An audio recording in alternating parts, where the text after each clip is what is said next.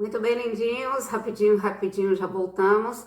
Vamos engatar aqui aí na nossa linha de raciocínio. Vamos passar para o artigo 93, que vai nos dizer quais são as competências que possui a seção de direito privado para processo e julgamento de algumas classes processuais. Amados, seção de direito privado, ela faz o que o próprio nome já diz. Ela vai cuidar de classes processuais onde a matéria é referente ao direito privado. E no direito privado, o ramo que predomina é o direito civil. Tanto assim que, lendo os incisos aqui desse artigo, são 12 ao total, você vai perceber que a maioria deles remete à seara do direito civil, a exemplo de matéria de família e sucessões, direitos autorais, direitos da personalidade, ou seja, são tratativas de particular para particular ou entre o Estado e o particular, com exceção da responsabilidade civil do Estado, porque a responsabilidade civil do Estado é uma matéria que já adentra o direito público, portanto, a seção de direito privado, ela não vai fazer nenhum tipo de processo, nem de julgamento de matérias onde esteja envolvida a responsabilidade civil do Estado, porque aí já é uma atribuição lá da seção de direito público. E eu quero deixar para vocês o destaque, o lembrete. No material vocês vão perceber isso, porque a gente marcou de vermelho esse inciso 5, o inciso 5 do artigo 93, que vai falar o seguinte: obrigações de direito privado em geral, incluindo as relativas ao direito do consumidor, ainda que oriundas de contrato do qual o Estado participe ou de prestação de serviços que haja autorizado, delegado, permitido ou concedido.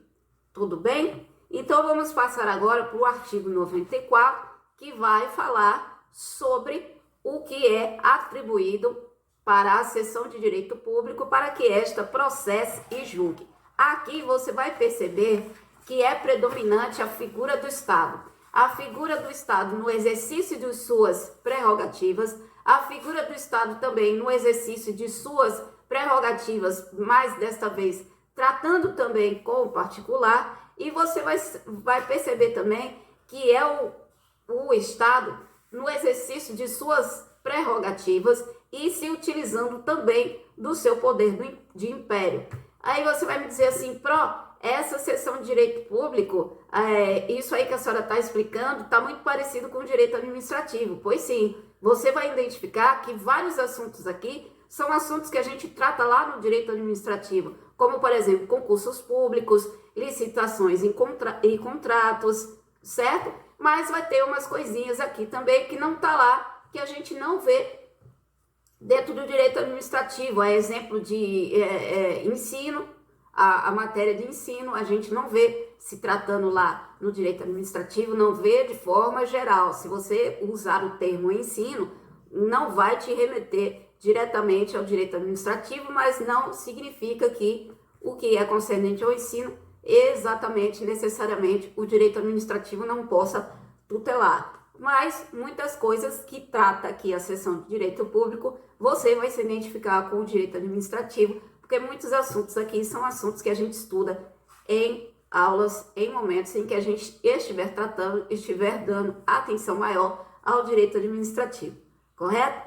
Então, seguindo adiante, nós vamos agora passar para o artigo 95. O artigo 95 vai trazer as competências que possui a seção criminal para processo e julgamento de determinadas ações. Então, aqui também não vai haver dificuldade, porque seção criminal você já vai remeter a sua memória ao direito penal e vai entender que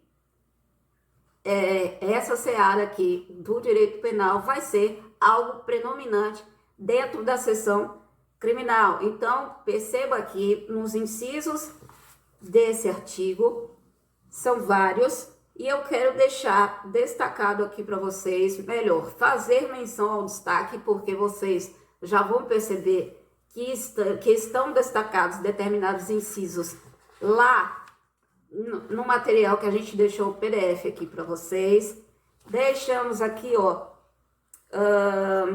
especialmente o inciso 10, os incisos 14, os incisos 15, olha só, os incisos 14 e 15, vamos fazer essa menção para vocês prestarem uma especial atenção, por quê?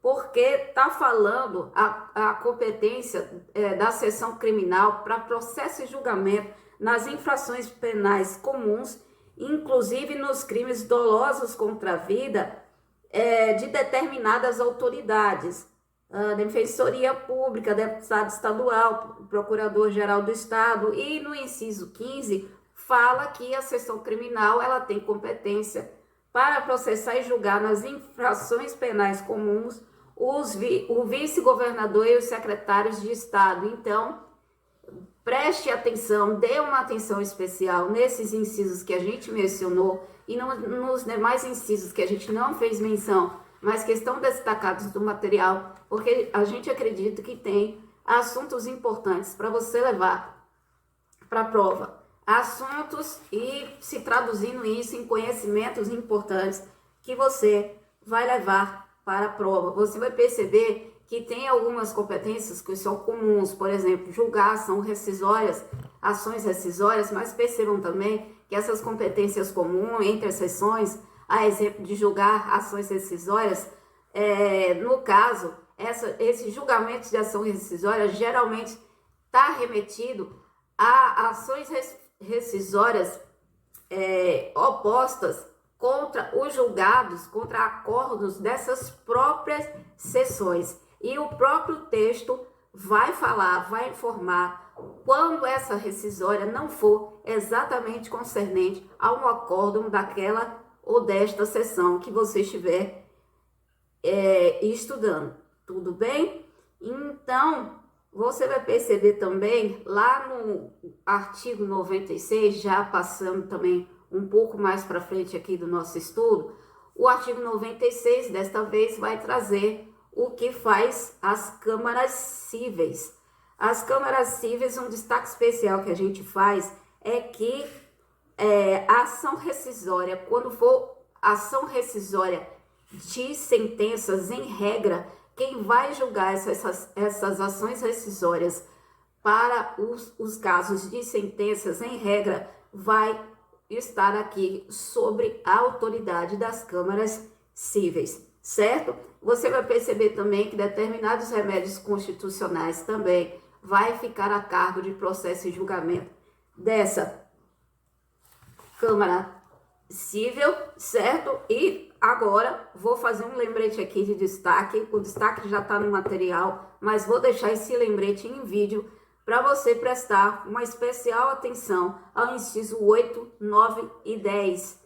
Esses incisos 8, 9 e 10 do artigo 96 são situações em que a gente identificou como sendo algo exclusivo, como sendo algo especificamente atribuído às câmaras cíveis. Por isso, preste atenção bastante nesses três incisos que a gente falou aqui, que a gente deixou aqui esse lembrete, para você levar para a prova esse entendimento de que as câmaras cíveis, de uma forma exclusiva, de uma forma específica, elas meio que detêm, elas sozinhas, o que a elas é atribuído nos incisos 8, ou seja, o julgamento dos embargos de declaração interpostos contra seus acórdãos, o agravo interno contra a decisão de desembargador que a integre e a restauração de autos perdidos de inabilitação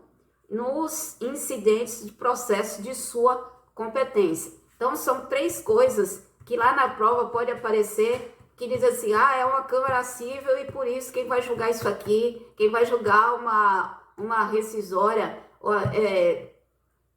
ajuizada contra um acórdão das câmaras cíveis vai ser a seção criminal, porque seção é maior que câmara. Não, é algo que é dela, ela mesma julga as rescisórias que forem ajuizadas contra os seus acórdãos. Tudo bem? Então, vamos agora passar para o artigo 97, que vai falar das competências das turmas cíveis. Esse artigo é pequenininho, ele tem o seu caput e 2 parágrafos, certo? O caput ele vai falar que vai ser realizada uma sessão de julgamento semanal de cada Câmara Cível em dia fixo, definido pelo presidente de cada órgão julgador, belezinha? E deixamos no material um destaque bem grande, deixamos destacado e comentado os parágrafos 1º e 2º aqui do artigo 97. E deixamos aqui esse lembrete em vídeo também de um outro comentário que a gente deixou baseado no entendimento que a gente teve do parágrafo 1º. A gente dá para compreender aqui que uma turma ela tem 5 componentes para casos específicos. É isso que você depreende da leitura do parágrafo 1º aqui do artigo 97. E o parágrafo 2º também, o entendimento que a gente extraiu, não estou dizendo que está explícito no texto, mas está implícito no texto que uma turma, em regra, ela tem 3 componentes.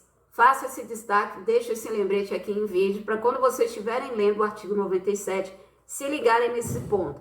Que uma turma, em regra, ela vai ter 3 componentes, certo? Então, como já passamos aqui de 11 minutos e meio, vamos encerrar por aqui. Volto já com a continuidade do assunto.